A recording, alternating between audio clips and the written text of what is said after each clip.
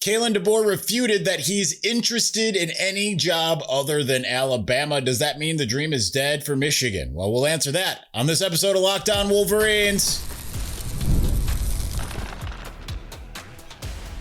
You are Locked On Wolverines, your daily podcast on the Michigan Wolverines, part of the Locked On Podcast Network, your team every day.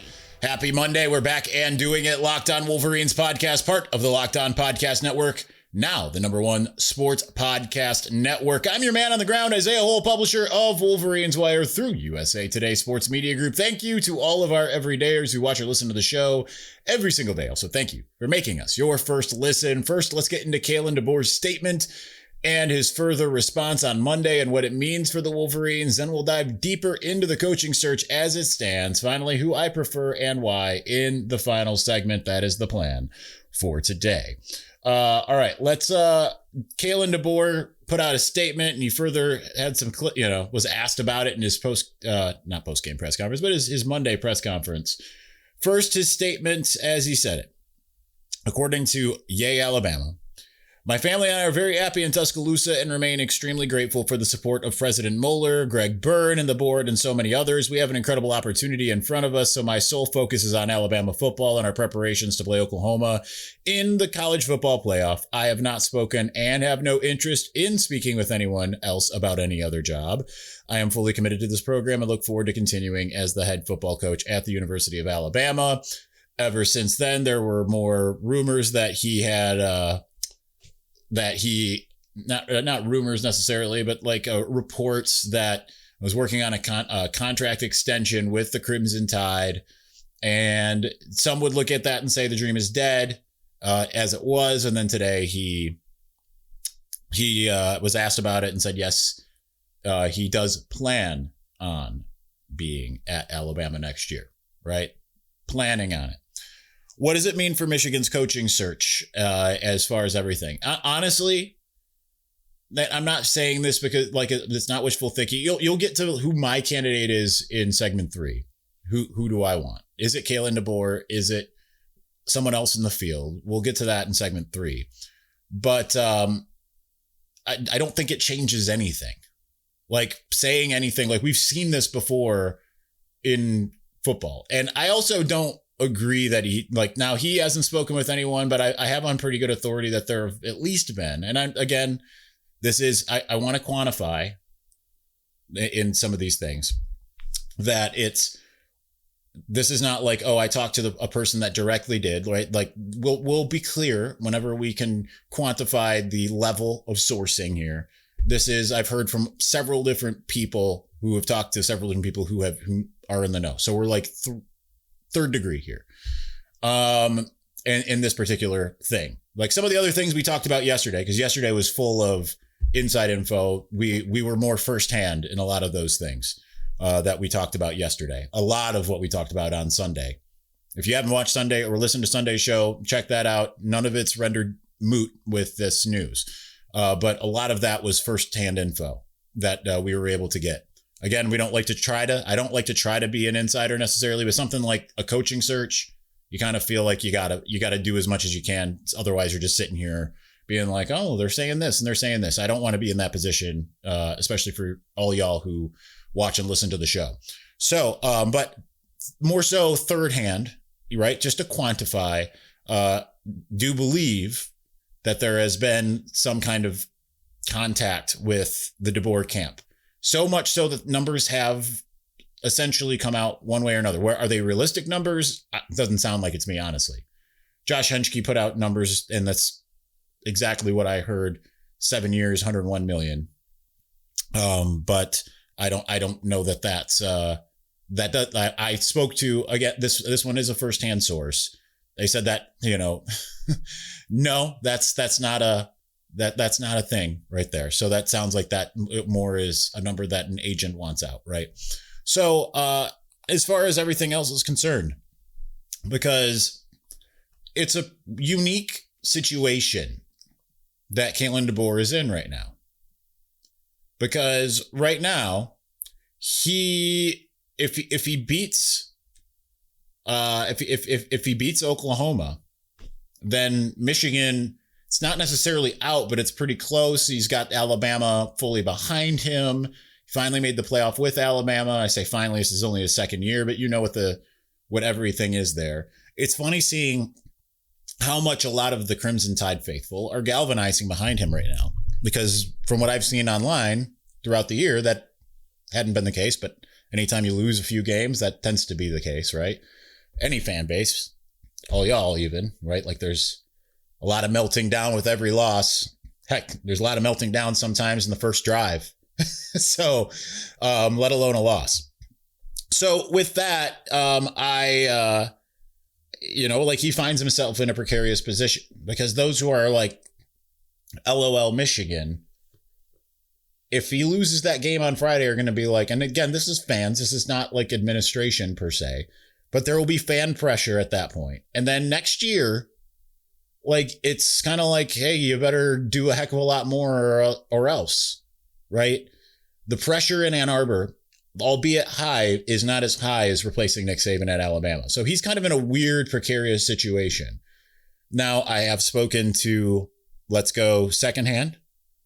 I've spoken to someone who is familiar with Kalen DeBoer's thinking, and they said that they don't believe he is leaving Alabama. So I am taking that for what it's worth. Do I know that person is getting the whole truth and nothing but the truth? I don't know, right? That's the best thing I can say is I don't know. I'm considering the source, and I'm like, I kind of feel like that's what you would be given in that type of situation. But nonetheless, I think that Michigan can still woo him if they want to, is kind of where I'm at. Does that mean they'll win it? No, it doesn't. Do I think he's in or anyone else is in at this point? No. I think I started down this road, and I don't know that I finished it, at least in terms of like finishing the thought yesterday, talking about timing. So a firsthand source had told me yesterday that they are essentially the plan is that they will essentially have the talent pool dwindled and be able to start making actual decisions by the weekend.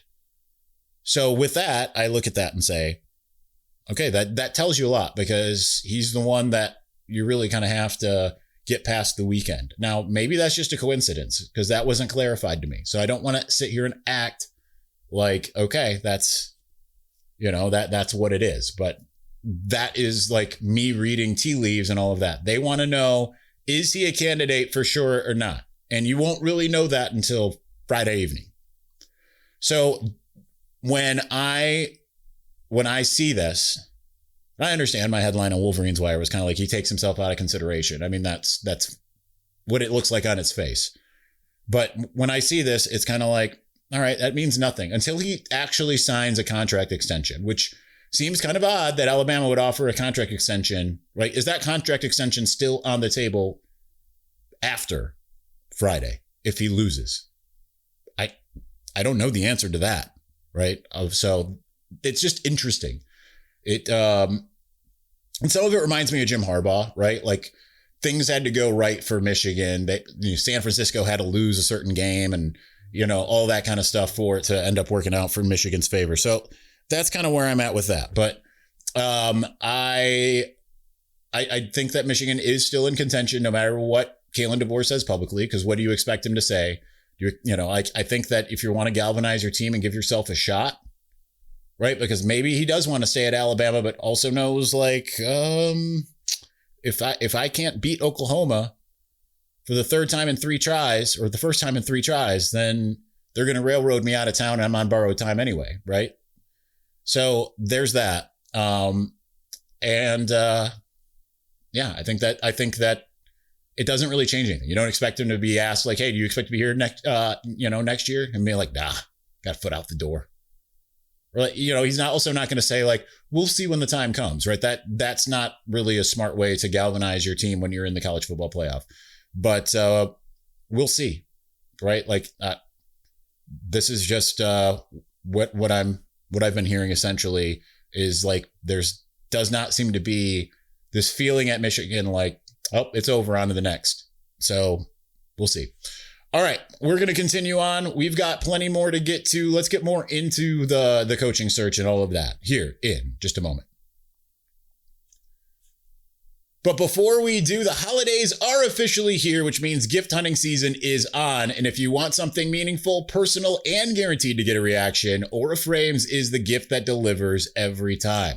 It's not just something you wrap, it's a way to share memories. Because Aura isn't your average picture frame, you can preload the frame with photos before gifting it so that when they plug it in, the memories are already there. No apps to figure out, no setup headaches, just instant smiles.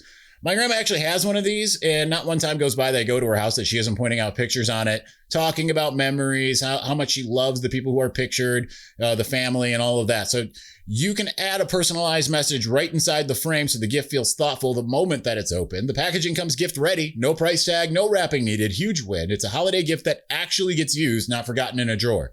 For a limited time, save on the perfect gift by visiting auraframes.com to get $35 off Aura's best-selling Carver Mat frames, named #1 by Wirecutter, by using the promo code COLLEGE at checkout. That's auraframes.com, promo code COLLEGE. This deal is exclusive to listeners and frames sell out fast, so order yours now to get it in time for the holidays. Support the show by mentioning us, Locked On Wolverines, at checkout. Terms and conditions apply.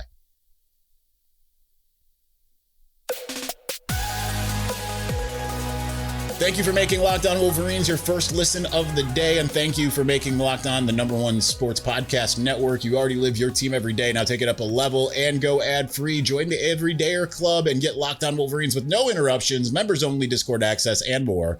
All just for $5 a month or $50 a year. Go to lockedonwolverines.supercast.com or check the link in the show notes to learn more. I want to start with to get to the coaching. The timing, the coaching search stuff. I'm going to push my computer back and just kind of get comfortable here. I want to give a shout out.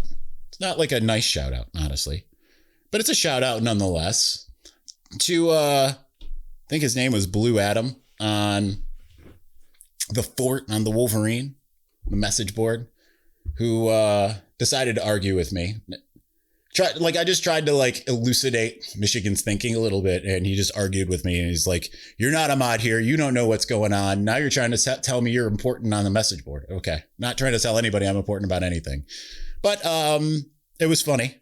At first it was just zero to jerk in 60 seconds, which, by the way, why is that a thing?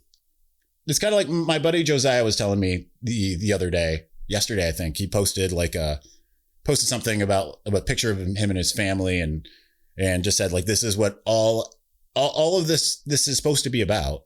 The sports of it all is spending time with the people you love, and sharing the good and the bad moments with them. And he said he got a bunch of Buckeyes in his mention so much that he had to delete the thread.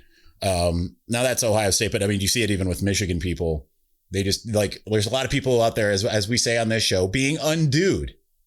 And that was one of them. Not saying I have all of the information. I've never had all of the information. No one does. That's one of those things. No one ever has all of the information. Again,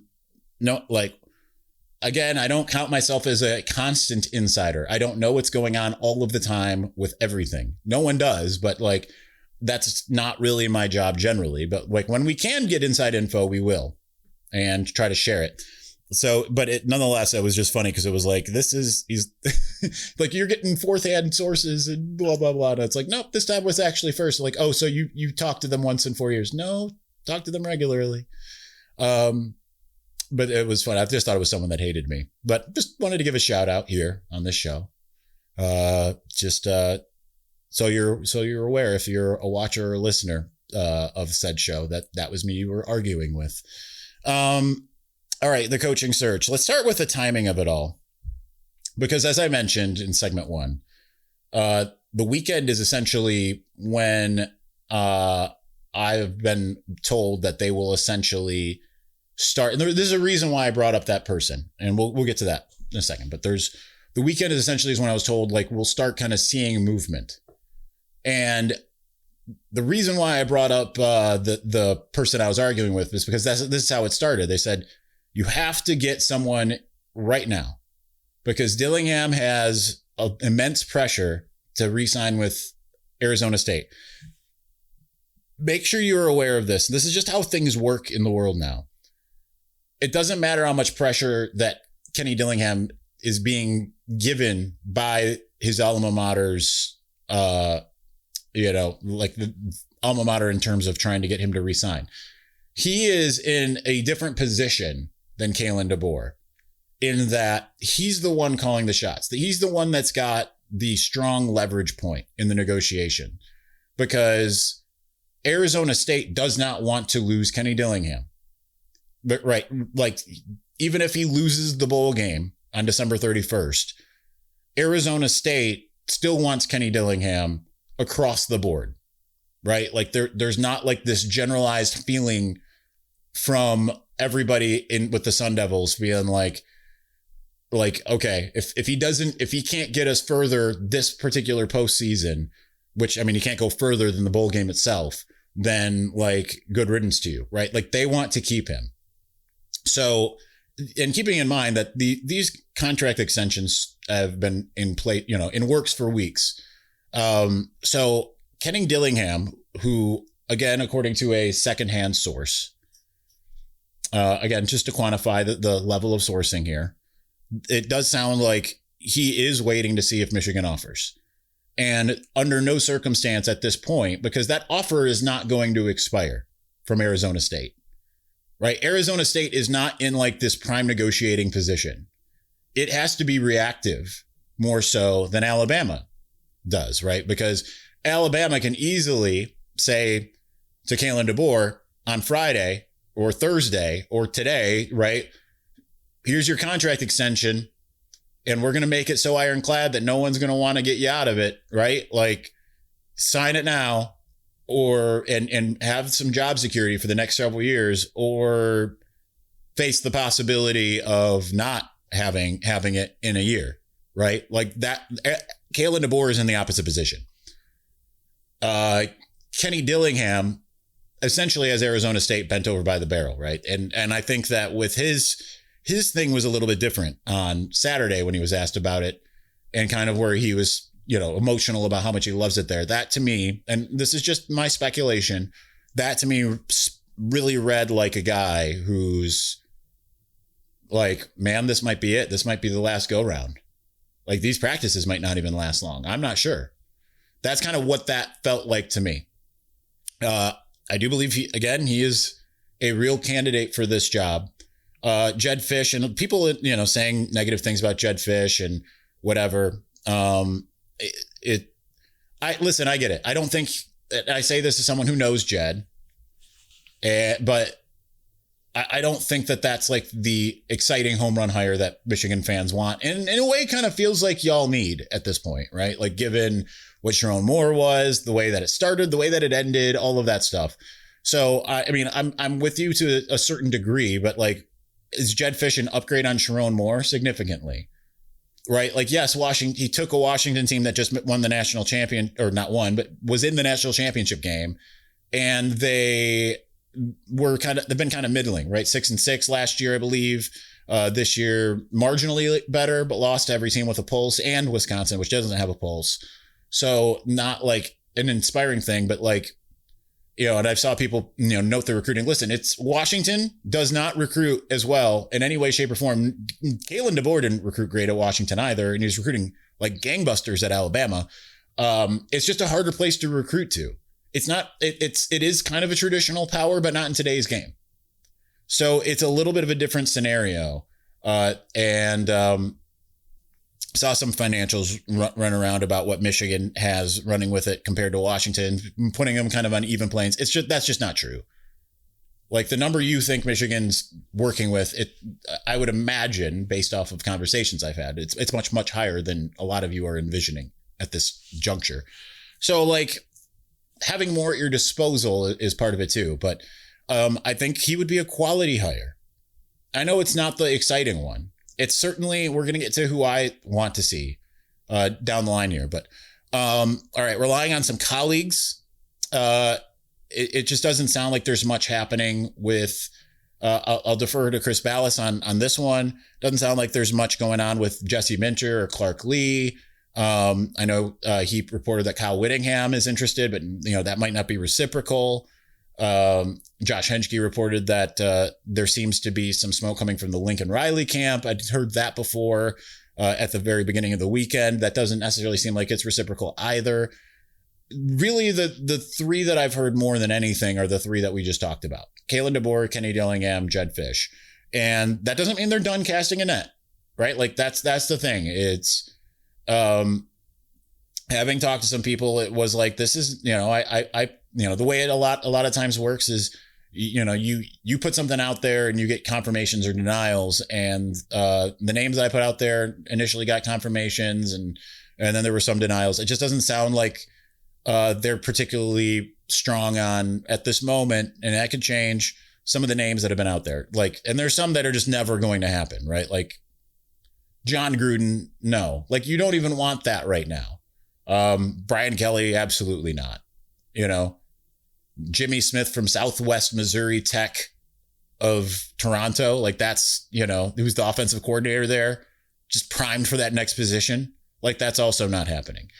But ultimately, that's where they stand at the moment. And that could change, right? Like there is not, I wouldn't even say that there is a favorite as much as they want to know what they're working with is the best way that I could put it based off of the conversations I had. And that's my impression of it, right? Like some of these things weren't necessarily spelled out, but that's my impression, is not necessarily that there's a favorite, even though I've gotten people who typically know things telling me one thing or the other over the past like 4 or 5 days.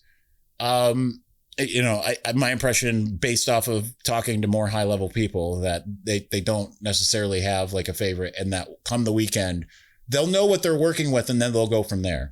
But ultimately, like I'm not particularly concerned when it comes to the timing. Like, again, deferring to a colleague, this should tell you that like when I defer to colleagues, by the way, that whether it's stuff they wrote or stuff I've talked to them directly, I'll talk to them directly, but I won't say anything unless they've written it.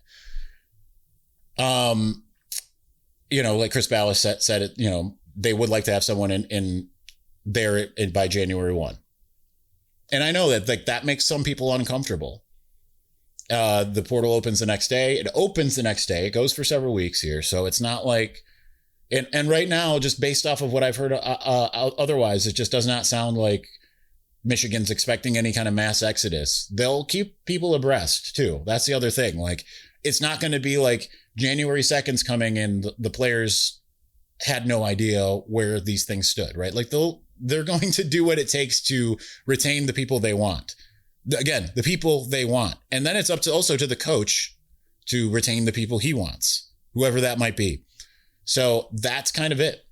All right. So who is my favorite? Who do I want? Let's get to that here in just a moment.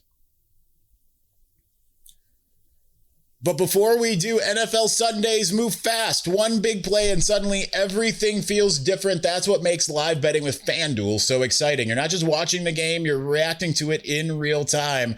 With FanDuel, you can place bets as the action unfolds, every drive, every momentum swing, every highlight moment. Live betting is best when the game starts to shift, a receiver gets hot, a defense tightens up, or the momentum flips after a turnover. FanDuel lets you jump into the moment. Live spreads and money lines adjust instantly. Player props update as guys heat up. You can bet next touchdown scores, drive results, totals, and more. It keeps you locked into every snap, every drive, and every possibility. So if you want to be right in the middle of the action this season, visit FanDuel.com and place your NFL live bets all season long. FanDuel, the game moves fast, and so can you.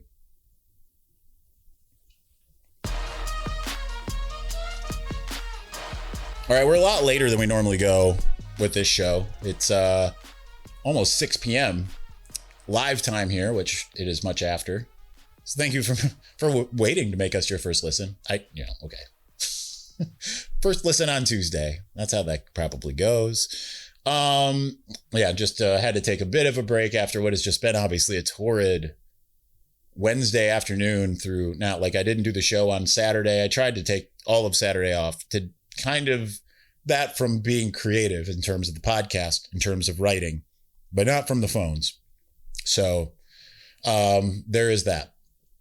But so today we just tried to take it a little easier. sit watching Glorious Bastards. Haven't watched that in a while. And just hang out, kind of get into my old mode of cinema. If you didn't know, I have a film degree, so I like to. That's how I kind of relax, is watching either movies or camera related things, TV shows, all of that. But who's my favorite? If I had to pick Michigan's next head coach, who would it be?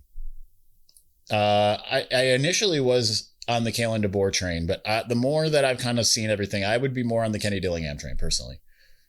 I think he's young.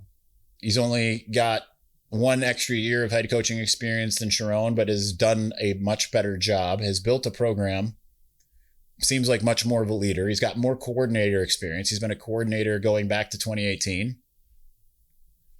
Right. So when Sharon got moved up to the big leagues, Kenny Dillingham had been, he had been coordinating. He took over for Chip Lindsey as the offensive coordinator at Auburn, by the way. So he's had a little bit of time on task as far as doing these types of things. He was at Oregon with Dan Lanning, year one. He's got the experience of turning quarterbacks that a lot of people weren't like really considering into something. And you can only imagine what he'd be like with Bryce Underwood with that, right? Like Bo Nix was okay at Auburn and then took things up a massive notch when he went to Oregon with Dan Lanning and Kenny Dillingham. Sam Levitt was a cast-off from Michigan State, and he turned him into something incredible. He's had decent defenses. He's had incredible run games. I think the only concern you have is really just like the lack of overall experience as being a head coach and navigating this. But at the same time, he's navigated like Arizona State. And this, I think, is what makes him another part of why I really like him. Arizona State that he took over was facing all kinds of NCAA sanctions, like immediately before he came. From coming out of the Herm Edwards, vacated wins and probation and reduced scholarships and all of that. He's been an avid recruiter at a hard place to recruit to, for, not a hard place to recruit to if you're just in the student body, number one party school in the country, but certainly when it comes to getting like top football talent. So he would be my choice. Now, I do consider him to be 1A and Kalen DeBoer to be 1B. Now, what's the knock for me on Kalen DeBoer? It's that he's never really produced like an elite run game. Now, you could sit there and say, he worked with what he had and did with everything what he could. And it would be a different scenario if he came to Ann Arbor. I think that, it certainly he could come and say like, I'm going to keep Tony Alford, which I think is smart for any head coach to do. No matter anyone in the country, I think you should keep Tony Alford. That's my pitch. And I think that you could look at the stable of backs and say like, okay, now we're working. And I think that would be a smart move if it is Kalen DeBoer. And I think Jedd Fisch would probably be great for the offense. All three mostly offensive guys, obviously. Not mostly, they're all offensive guys, which I think would be great for Michigan, especially as long as they can hire well in the defensive side. I wouldn't even be like, I know this is not going to be a popular take. I would not be, like, hey, if you want to keep the complete defensive staff that they currently have, I think that would probably be a good move. I know there's people who are out on Wink. Again, my argument is you held Ohio State to 27. I understand they could have scored more. I think like you look at that and say, okay, you need to get some transfer portal guys, but like we've seen Wink able to do it. But you could also make changes for the sake of change, sake of philosophy. I don't think you need to be married to the Baltimore Ravens system anymore.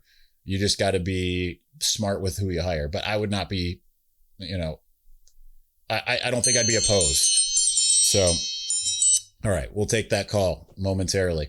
So anyway, that's going to do it for us on that terrible disappointment. It's time to end. So thanks. We're just going to keep doing the Jeremy Clarkson thing now that I know how to do it. But we'll talk to you soon. Thanks for watching. Thanks for listening. Peace.